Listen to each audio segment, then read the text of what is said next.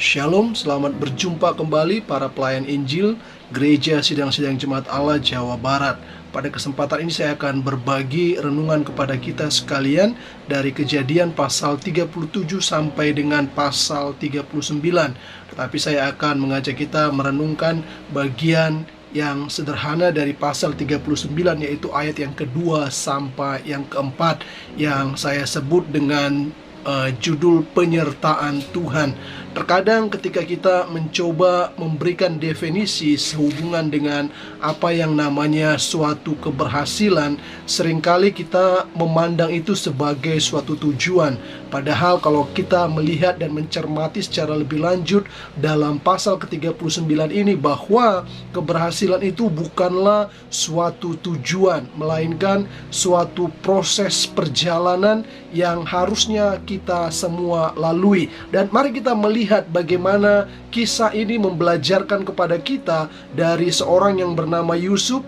Dan di situ kita melihat bagaimana dia berhasil dalam perjalanan hidupnya. Dan memang itu bukan tujuan yang hendak dia capai, tetapi itu proses perjalanan yang membawa dia kepada keberhasilan itu. Saya akan mengajak kita membaca dari ayat yang kedua sampai dengan ayat yang keempat pada pasal yang ke-39. Demikianlah bunyi firman Tuhan. Tetapi Tuhan menyertai Yusuf sehingga ia menjadi seorang yang selalu berhasil dalam pekerjaannya. Maka tinggallah ia di rumah tuannya, orang Mesir itu. Setelah dilihat tuannya bahwa Yusuf disertai Tuhan dan bahwa Tuhan membuat berhasil segala sesuatu yang dikerjakannya, maka Yusuf mendapat kasih tuannya dan ia boleh melayani dia.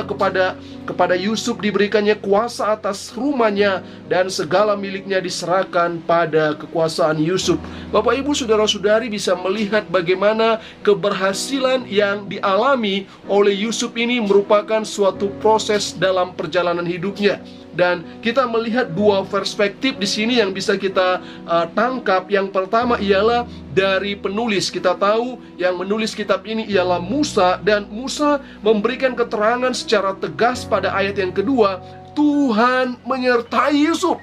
Akibatnya apa? Segala yang dilakukan oleh Yusuf dalam pekerjaannya berhasil. Jadi ada proses dalam perjalanan hidup Yusuf yang membawa dia pada keberhasilan. Lalu di ayat yang ketiga, kalau Bapak Ibu lagi melihat, ini perspektif dari tuannya Yusuf yang kita sebut dengan Potifar. Apa yang disampaikan di situ?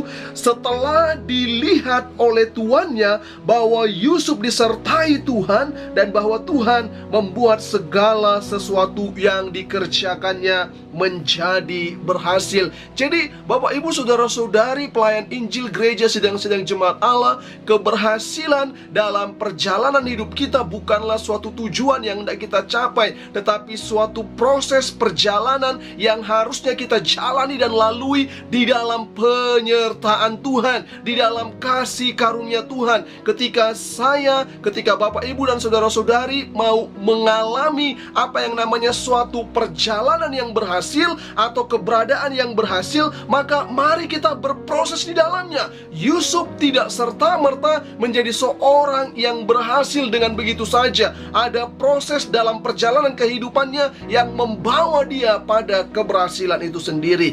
Jadi Bapak, Ibu, saudara-saudari yang terkasih di dalam Tuhan, sehubungan dengan keberhasilan yang pastinya kita semua merindukannya, maka mari kita berproses di dalamnya. Bukan hanya kita yang berproses secara pribadi, tetapi juga izinkanlah Tuhan memproses kita. Karena di sini dengan tegas Tuhan menyertai Yusuf, dan penyertaan Tuhan inilah yang memberikan Yusuf pada perjalanan keberhasilan di dalam hidupnya.